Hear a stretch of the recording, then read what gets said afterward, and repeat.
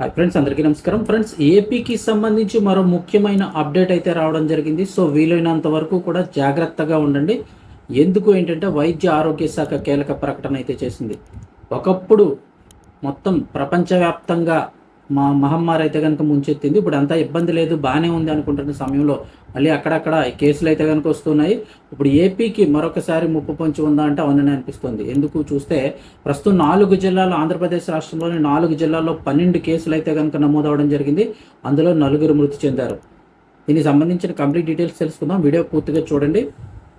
రాష్ట్రంలో 12 Covid positive కేసులు నమోదయ్యాయని, బాధితుల్లో 4 మృతి చెందారని వైద్య ఆరోగ్య కుటుంబ సంక్షేమ శాఖ కార్యదర్శి జి వీరపాండ్యన్ అయితే కనుక వెల్లడించారు. ముఖ్యంగా చూస్తే వైఎస్ఆర్ కడప జిల్లాకు చెందిన 3, అలాగే కాకినాడ జిల్లాకు చెందినటువంటి 1 ఈ మృతి చెందిన వారిలో ఉన్నారు. మొత్తం 4 మృతి చెందిన వారిలోనూ కడప జిల్లాకు చెందిన 3, కాకినాడ జిల్లాకు సంబంధించి 1. అయితే ఆయన చెప్పడం ఏంటంటే చనిపోయిన వారందరికీ కూడా తీవ్రమైన ఆరోగ్య సమస్యలు అయితే ఉన్నాయని వారైతే వివరించారు. ముఖ్యంగా చూస్తే ప్రస్తుతం ఉన్నటువంటి వైరస్ జన్యు క్రమాన్ని స్వరూపాన్ని గుర్తించేందుకు 5 నమూనాలు పూణేలోని జాతీయ వైరాలజీ ల్యాబ్కు పరీక్షకు అయితే కనుక పంపించినట్లయితే ఆయన వెల్లడించారు.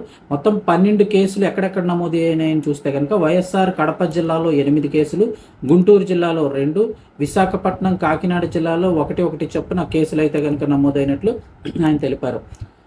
గతంలో చూడండి, కోవిడ్ వచ్చిన తర్వాత అది రూపం మార్చుకుని ఒమిక్రాన్ వేరియంట్ కింద అయితే రావడం జరిగింది. ఇప్పుడు ఏ వేరియంట్ అని తెలీదు. మరి ఇప్పుడైతే కనుక పరీక్షలు పంపించడం జరిగింది. ఈ కేసుల్లో కోవిడ్ సోకిన వ్యక్తుల్లో సన్నిహితంగా మెలిగిన వారు చాలా తక్కువ మందే ఉన్నారు. జస్ట్ 2-3 ఉన్నారని అయితే తెలుస్తుంది.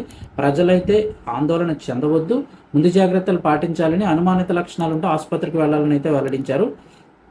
ఇక కోవిడ్ కేసుల నేపథ్యంలో అప్రమత్తమైన రాష్ట్ర సర్వేలెన్స్ విభాగం, డిఎంహెచ్ఓలు, అలాగే జీజీహెచ్లు, బోధనాసుపత్రి సూపరింటెండెంట్లకు అందరికీ ఇప్పటికే అత్యవసర మార్గదర్శకాలు అయితే జారీ చేశారు.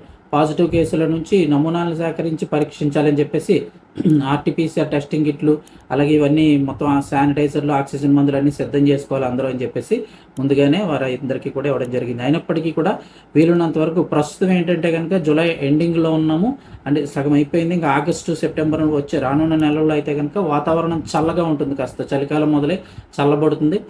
సో అవకాశం ఉన్నవాళ్ళు, ఎవరైతే ఇప్పుడు ఆస్మా, ఇలాంటి బారిన, లేకపోతే బ్రాంకైటిస్ ఇలాంటి ప్రాబ్లమ్స్ ఉన్న వాళ్ళు ఎవరైనా కూడా వీలున్నంత వరకు కుదిరితే కొంచెం బల్క్లో మాస్కులు కొనుక్కొని బయటకు వెళ్తున్నప్పుడు మాస్కులు ధరించి వెళ్ళడం మంచిదని అయితే కనుక అనిపిస్తుంది. అవకాశం ఉన్నంత వరకు ఎలాంటి ప్రాబ్లమ్స్ ఉన్న వాళ్ళకి ఎక్కువగా అటాక్ అయ్యే అవకాశం ఉంటుంది. కాబట్టి వీలుంటే ముందు జాగ్రత్త చర్యగా అయితే కనుక బయటకు వెళ్ళినప్పుడు చేతులు అవి శుభ్రంగా, బయట నుంచి వచ్చినప్పుడు చేతులన్నీ కూడా శుభ్రంగా వాష్ చేసుకోవడం, అలాగే అవకాశం ఉంటే కొంచెం బల్క్లో మాస్కులు కొనుక్కొని ఇంటి దగ్గర ఉంచుకొని ఎప్పుడైనా బయటకు వెళ్తున్నప్పుడు మాస్క్ పెట్టుకొని వెళ్ళడం మంచిదని అయితే నా అభిప్రాయం.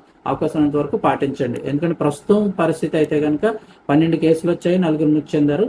అయితే కంగారు పడొద్దని ప్రభుత్వం చెప్తున్నప్పటికీ, అన్ని మార్గదర్శకాలు ఇచ్చినప్పటికీ కూడా వీలైనంత వరకు మన జాగ్రత్తలో మనం ఉండడం చాలా ఇంపార్టెంట్. కాబట్టి అవకాశం ఉన్న వాళ్ళు పాటించండి.